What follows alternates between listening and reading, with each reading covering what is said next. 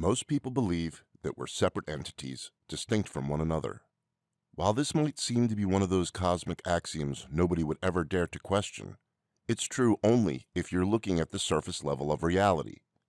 Of course, nobody can deny that there's a point where I end and you begin. Yet, beneath the surface, a profound realization awaits.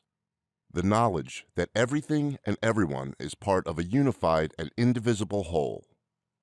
Embodying unity consciousness means seeing that everything in the cosmos, from the guy who fixes your car to the tiniest of amoebas, is all part of a mind-boggling totality. Here are 5 spiritual practices that can help cultivate this state of awareness. Practice number 1. Meditate regularly. Meditation isn't only a way to achieve Zen-like levels of chill. It can also help expand your awareness so you feel, on a visceral level, inextricably connected to the totality of existence. Meditation allows us to dive deeply into the oceanic depths of our being. In this place, divisions such as countries, ethnicities, and political affiliations cease to exist. If you want to experience the indescribable bliss of meditative silence, find a comfortable, distraction-free spot. Set aside 30 minutes for the experience. This is your sacred me time for silence and stillness. Although, the more you do it, the less you'll identify with the little me, also known as the ego. Close your eyes and take a deep breath. Let all thoughts drain from your mind. Feel the rise and fall of your chest. With each inhalation, breathe in the essence of all that is, and with each exhalation, release all limiting beliefs and attachments. Feel what's going on with you physically and mentally. What sensations are you experiencing? Is there any tightness or tension in your body? Just notice what's there. Expand your awareness to include thoughts after a few minutes of focusing on your breath. If one arises, try not to focus. Watch the mental formation as it floats around the vast expanse of your consciousness like a cloud on a summer's afternoon. Return to the breath and wait till another thought arises. Notice when you become lost in thought or when your mind wanders. To enhance this practice, repeat the affirmation, I am. Doing this helps you detach from external labels, roles, and identifications. Then, you can recognize that your true essence transcends physical reality. Gradually expand your sessions to 1 hour and eventually a couple of hours each day. By regularly meditating, you'll boost your ability to embody unity consciousness. Practice number 2, self-observation. Self-observation is the process of examining our thoughts, emotions, and behaviors in granular detail. By exploring the subterranean depths of our psyche, we gain greater self-knowledge, which we can use to heal the fractured parts of ourselves. Self-observation helps us uncover the underlying reasons behind our actions. For example, when we get angry, we can ask ourselves, why did I feel this particular emotion? We can do this with all our desires, all our aversions, and all of our motivations. To practice self-observation, become acutely aware of your thoughts and feelings without judging them.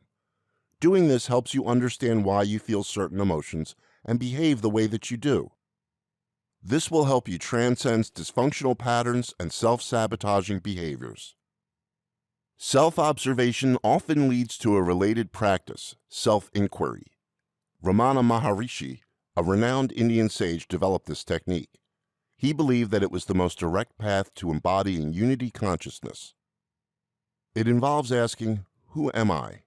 Until you have an answer to the question, even if it can't be put into words.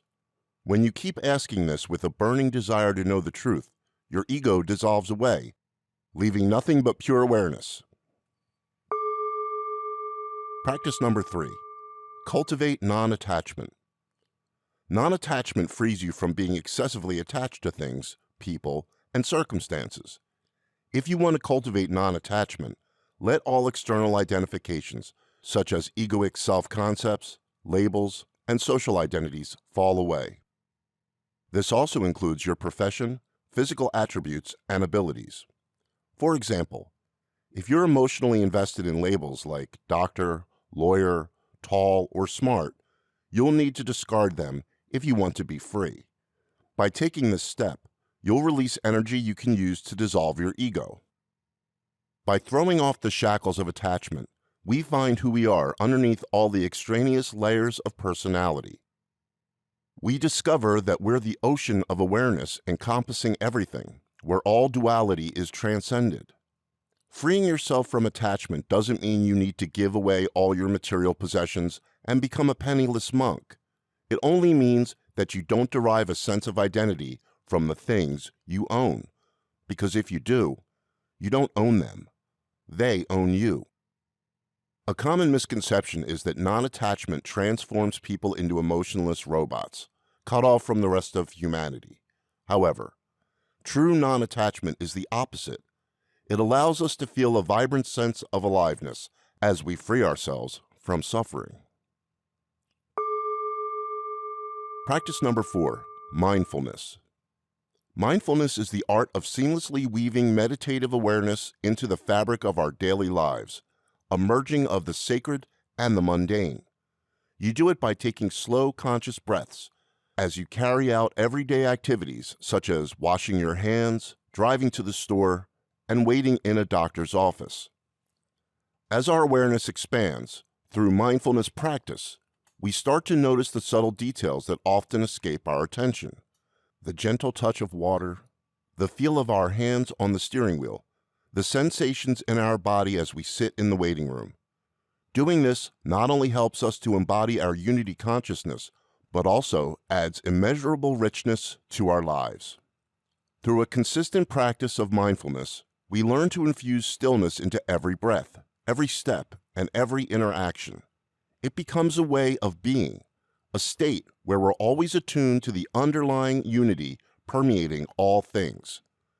It's so much better to practice mindfulness periodically throughout the day than to meditate once and then forget about inner spaciousness until your next scheduled meditation time. The magic lies in nurturing a continuous flow of mindful presence, to always feel connected to universal awareness. Practice number 5. Cultivate compassion and patience. Another great way to embody unity consciousness is by cultivating the dual qualities of compassion and patience. While empathy is the ability to see things through another's eyes, compassion couples this with a desire to take away their suffering. When we feel compassion, our heart rate slows, oxytocin, the love hormone, gets secreted into our bloodstream, and brain regions associated with empathy light up like a Christmas tree set ablaze. All of this brain activity helps us to feel part of the glorious totality instead of an isolated fragment. Loving kindness meditation is a powerful way to develop compassion. It's an ancient Buddhist practice where you sit in silence while directing kind, compassionate thoughts towards yourself and others. If you want to give this a whirl, find a quiet and comfortable space to sit or lie down. Focus on your breathing. Allow yourself to relax and become totally present. Silently repeat phrases such as, "May I be happy, may I be healthy, may I be safe, may I live with ease." After extending compassion to yourself, expand the circle to include loved ones, friends, acquaintances, and even individuals who seem to derive a perverse enjoyment from pressing your buttons.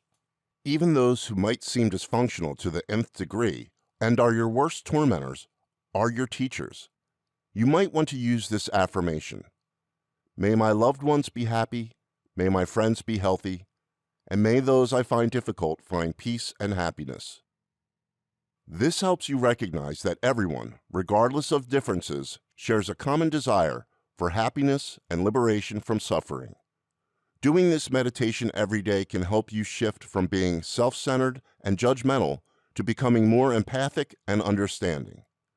Now, let's talk about patience. It's the ability to navigate hardships and challenges with grace, ease, and lightness. By cultivating it, you remain blessedly free of reactivity when things aren't unfolding in the way you'd like them to. It includes forgiving others despite their problems and perceived failings. When other people don't act in a way you don't like, remember, you and the person making you angry are both a radiant expression of the divine. By losing patience with them, you're losing patience with yourself. Through the practice of patience, you liberate yourself from the burden of trying to control everything around you. Remember, you always have the power to choose how external circumstances affect you.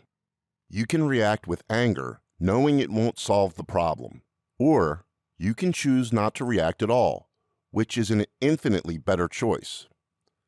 Some people think that the entire world is conspiring to keep them in a perpetual state of waiting. If you're one of them, here's something you might want to try. Give up waiting as a state of mind. Instead, use these moments to immerse yourself more deeply in being.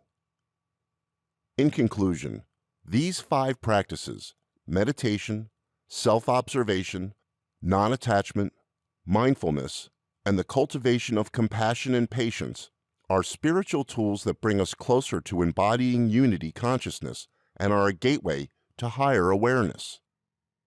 Integrating these 5 practices into our lives helps us transcend the illusion of separation. That way, we come to know on a deep experiential level that everything in the universe arises from one unified field permeating all of existence. May they illuminate your way toward a life filled with love, wisdom, and a peace that passes all understanding.